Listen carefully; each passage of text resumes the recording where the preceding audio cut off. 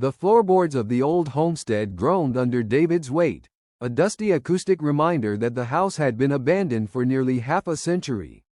Following his grandfather's passing, it fell on David to clear out the estate, a daunting task given the older man's penchant for hoarding old documents, strange blueprints, and forgotten journals. The air in the attic was heavy, thick with the scent of decaying paper and dry rot. Sunlight cut through a circular window, illuminating a trillion dancing dust motes. It was tucked inside a false bottom of a heavy cedar chest that David found it, a thick, yellowed envelope sealed with brittle red wax. The wax bore the imprint of an unfamiliar insignia, an eye nested inside an hourglass. Written across the front in his grandfather's precise, architectural calligraphy were the words, "To be opened by the bearer on July 6, 2026. David's breath caught. He checked his watch. The digital display blinked back the exact date, July 6, 2026. A strange, cold prickle of adrenaline raced down his spine. It was a bizarre coincidence, or perhaps a meticulously planned prank orchestrated by a man who had been dead for less than a month. He slid his thumb under the brittle seal, the red wax snapping with a clean, sharp pop. Inside was a single piece of heavy parchment, covered in faded black ink. As he unfolded the paper, the scent of ozone briefly filled his nostrils. He began to read, his eyes widening as the first sentence shattered his skepticism. David, if you are reading this, the sky outside is an unnatural shade of bruised purple, and the grid has just begun to fail. David slowly lowered the parchment and walked toward the small, grime-covered window of the attic. He wiped away a circle of dust with his sleeve and looked out over the valley. His heart did a slow, heavy roll in his chest. The morning sun, which had been bright and golden just an hour ago, was now obscured by a thick, suffocating haze. The clouds weren't gray or black. They were a deep, violent hue of bruised purple, exactly as the letter had described. A sudden silence fell over the valley. The distant hum of the highway died out completely. Down in the kitchen, the low, comforting drone of the refrigerator ceased. David pulled out his phone, but the screen remained stubbornly black, refusing to respond to his touch. The cellular network was gone. The power grid was dead. Trembling, David returned to the cedar chest, sat heavily on the floor, and brought the letter back into the fading light. The next paragraph seemed to anticipate his panic. Do not waste time trying to revive your machines, David. They are useless now. The fracture I calculated 50 years ago has finally arrived. In exactly 30 minutes, the people in the town below will begin to forget who they are. Memory is an electrical current, and the Earth's magnetosphere is collapsing. I tried to warn them in 1976, but they called me a madman. They locked me away, but they couldn't lock away the math. You must go to the cellar immediately. There is a copper-lined room beneath the foundation. It is the only place the dampening field cannot reach. The sheer impossibility of the letter threatened to break David's mind. How could his grandfather, writing in a world of bell-bottoms and typewriters, predict the exact date of a global technological collapse? He looked down at the bottom of the page, where a series of complex mathematical equations were scratched out in the margins, variables linked by symbols David had never seen in any textbook. A sudden, sharp cry echoed from the road below the driveway. David sprinted back to the window. A car had drifted off the asphalt, its front bumper crumpled against an oak tree. The driver's side door swung open, and a woman stumbled out into the road. She wasn't clutching her head in pain. She was looking around with a terrifying, vacant expression.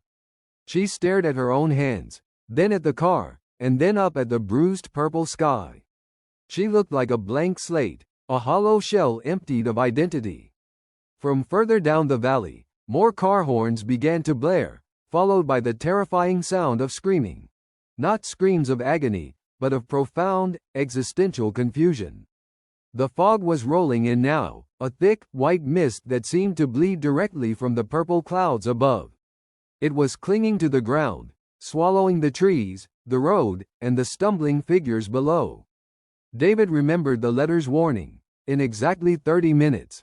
He checked the mechanical watch on his wrist, the only piece of technology still ticking. 15 minutes had already passed. He grabbed the letter, bolted out of the attic, and raced down the stairs toward the basement. The basement was a labyrinth of shadows, the air smelling of damp earth and old stones. David's footsteps echoed hollowly against the concrete walls as he navigated through the stacks of cardboard boxes and forgotten furniture. He reached the furthest corner of the cellar, where a heavy, rusted iron door stood flush against the stone foundation. He had passed this door 1,000 times as a child, always assuming it was an old root cellar or a utility closet. He threw his weight against the iron latch. With a harsh, metallic scream, the door yielded, swinging inward to reveal a small, windowless chamber. David stepped inside and gasped. The entire room, walls, ceiling, and floor, was completely sheathed in thick, overlapping plates of polished copper. The metal caught the dim light from the basement, glowing with a warm, amber intensity. In the center of the room sat a single wooden chair, and on the floor beside it was a second envelope, identical to the first, sealed with the same red wax. David slammed the heavy iron door shut, plunging the room into absolute darkness except for the faint beams of light filtering through the seams of the metal plates. The deafening silence of the copper vault was a stark contrast to the chaotic screams fading outside. He struck a match from a box he found on a small shelf, lit a stubby candle, and picked up the second envelope. The wax broke easily this time. The letter inside was written in a more hurried script. If you are inside the vault, you are safe for now. But survival is only the first step. You must understand what is coming next. David sat in the wooden chair, the candle flame flickering slightly as he devoured the faded ink words. The collapse is not a natural disaster, David. It is a correction. In 1976, during my work with the government's early signal arrays, we accidentally breached a layer of spacetime we were never meant to touch. We pulled something back with us, a temporal echo that has been slowly eating away at the logic of our reality for half a century. I realized the entity, or whatever it is, feeds on the collective continuity of human consciousness. If it erases our past, it can rewrite our present. The letter detailed how his grandfather had discovered a pattern in the anomalies. The entity moved through cycles, gathering strength until it could trigger a massive electromagnetic dampening event, the very event happening outside the vault right now. By erasing the memories of the population, the entity was clearing the canvas of reality to manifest itself fully. The people outside are not dying, the letter continued, but they are being unmade. Within hours, their bodies will begin to change to match their empty minds. They will become the sentinels of the new timeline. You are the only anchor left, David.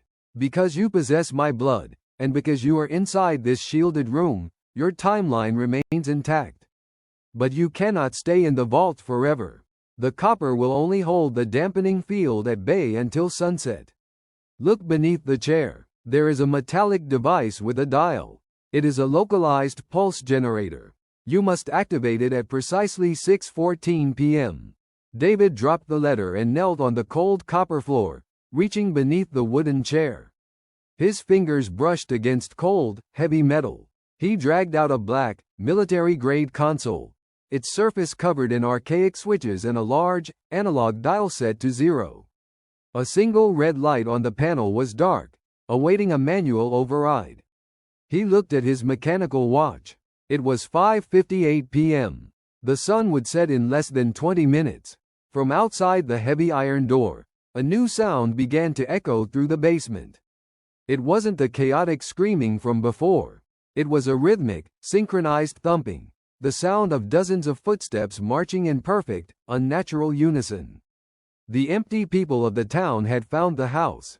They were coming down the stairs. A heavy blow struck the iron door, making the copper walls vibrate.